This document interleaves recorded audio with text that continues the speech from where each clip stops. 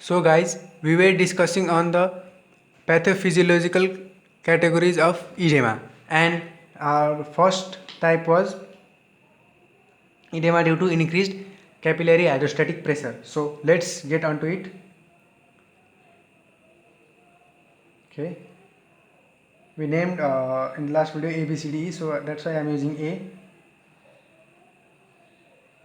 Edema due to increased capillary hydrostatic pressure.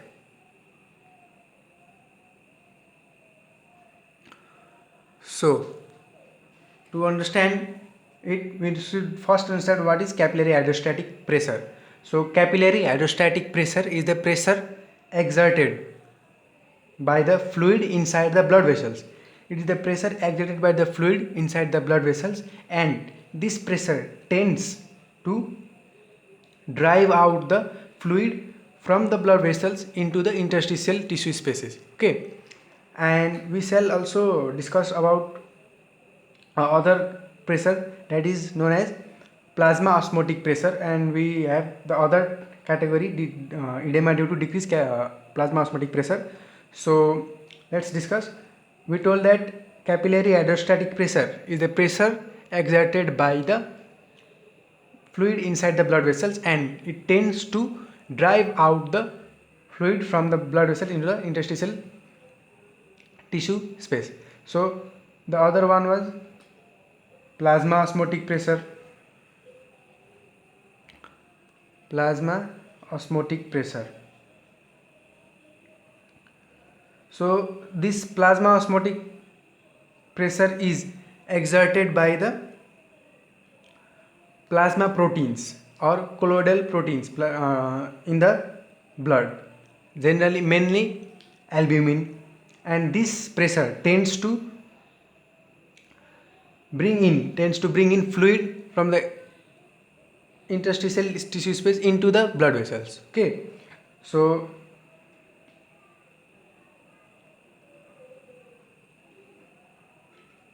exerted by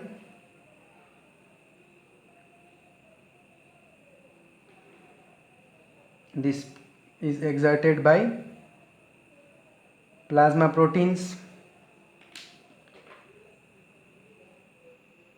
mainly albumin,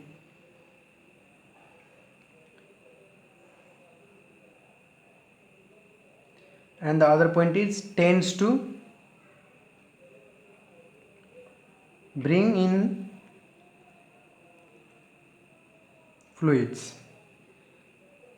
Bring in means bring into the blood vessels. Okay, we are trying to make it short so that it will be easy to remember. And capillary hydrostatic pressure is exerted by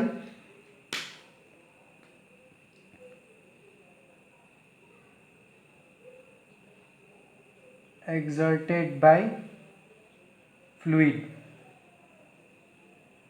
in the vessel. Okay, and tends to drive out the fluid. Drive out means from the vessels to the interstitial tissue spaces. So now we know what is capillary hydrostatic pressure, what is plasma osmotic pressure. So let's make a diagram, simple diagram of a capillary. Suppose this is a capillary on a capillary bed.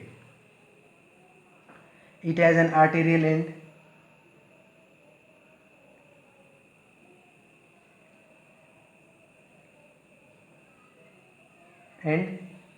and a venous end. Okay, so arteriolar end is the end through which the arterial blood enters into the capillary on the capillary bed, and the venous end is the one through which the blood gets out or goes out from the capillary bed. Okay, so we'll discuss why we discuss about the arteriolar end and venous end of capillary. So as we discussed earlier, that increased capillary hydrostatic pressure tends to drive out the fluid and increase in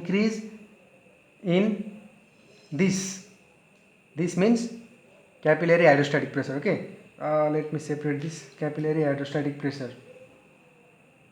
This is something else, and this is capillary hydrostatic pressure. Increase in this causes edema. Obviously, suppose this is an object and capillary hydrostatic pressure is trying to move it out, but the plasma osmotic pressure is keeping it, drawing it inside. So this force, capillary hydrostatic pressure, is cancelled by the other one, that is plasma osmotic pressure, when they are equal or are in balance, when they are in balance. Okay, so in normal condition what happens is the capillary hydrostatic pressure and plasma osmotic pressure are in a balance, so they balance each other and edema does not occur.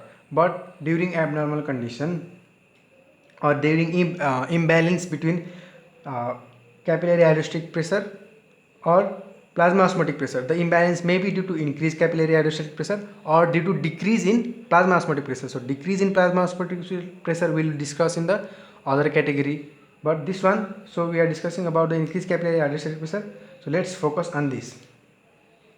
So increase in capillary hydrostatic pressure will cause edema. In normal condition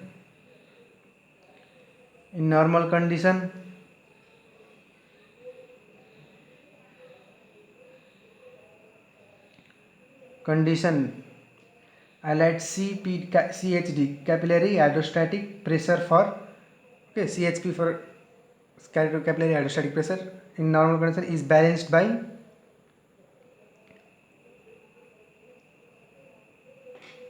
plasma osmotic pressure. Okay, and very little amount of fluid from the vessels is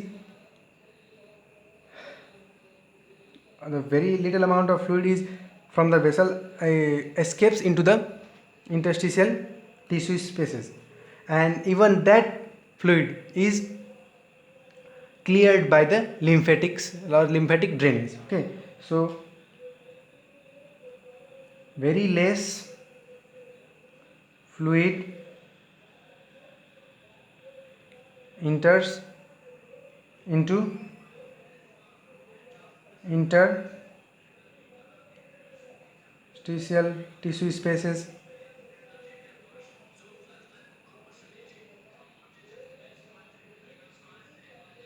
that is also cleared by lymphatics.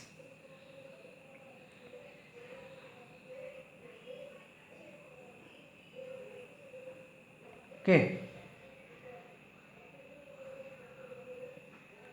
clear till here? So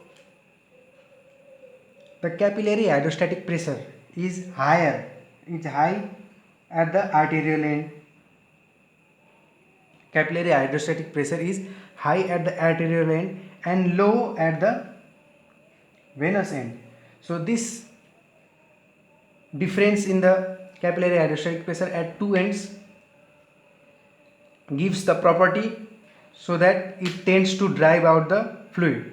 At the arterial end the capillary hydrostatic pressure is high, while at venous end the capillary hydrostatic pressure is low.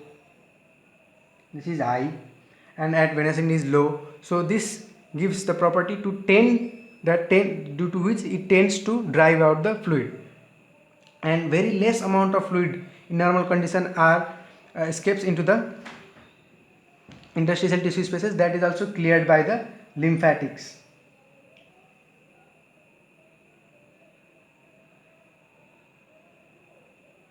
they are cleared by the lymphatics and to the thoracic duct. So I write here to thoracic duct. This is lymphatics. Okay. Later we'll know that we discussed about the last video. In the last video we told that edema due to obstruction of the lymphatics. In this there may be rupture of the thoracic duct or obstruction of the lymphatics through tumor. So the accumulated fluid is not drained and that will cause edema. So we'll discuss about it later. So this figure doesn't this figure is understand simply arterial end and venous end. Arterial end, the hydrostatic pressure is high, in the venous end it is low, so the fluid tends to drive out, and in normal condition these two are the capillary hydrostatic pressure is balanced by plasma osmotic pressure, so very less amount of fluid escapes into the interstitial fluid. The even though little amount of fluid escapes, that fluid is cleared by the lymphatic drainage. Okay, so what but in abnormal condition or in due to increased capillary hydrostatic pressure there is edema. So what actually causes increased hydrostatic pressure? So increased hydrostatic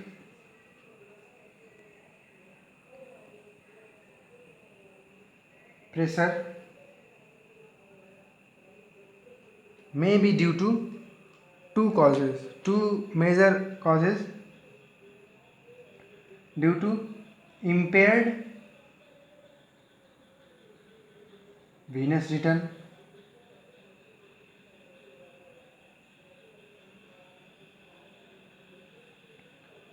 or due to arterial dilation. Okay, increased hydrostatic pressure may be due to impaired venous return or due to arterial dilation. So causes of impaired venous return. The causes of impaired venous return are, I'll just write mention one. One stands for impaired venous return caused due to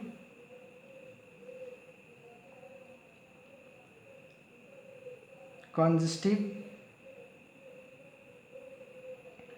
cardiac failure,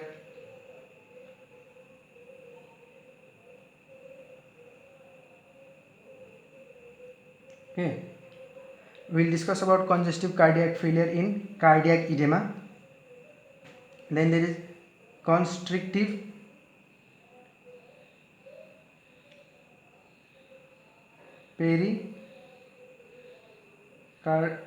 constrictive pericarditis.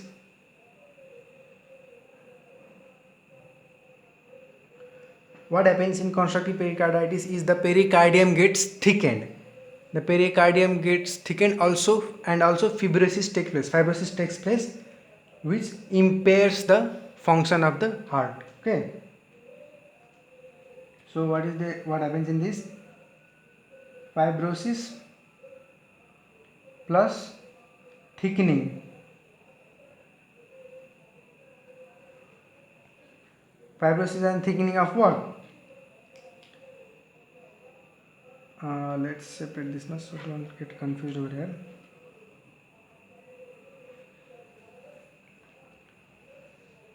Fibrosis and thickening of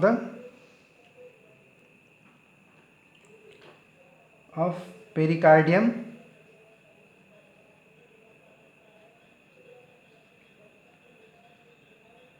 resulting in impaired function.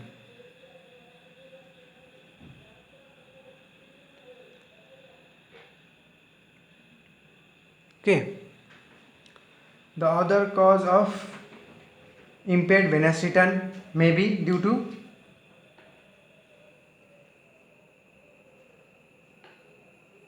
venous congestion. Okay. and venous congestion may be due to formation of thrombosis, due to formation of thrombosis. So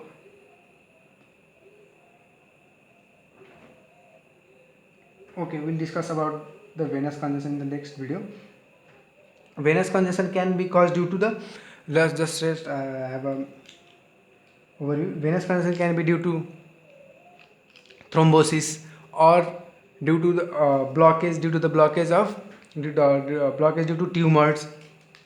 Yeah, and the next is one arterial dilation. Arterial dilation is mainly due to neurohumoral dysregulation. While discussing about shock or septic shock, we discussed about the stages of shock. That there are 3 stages: reversible,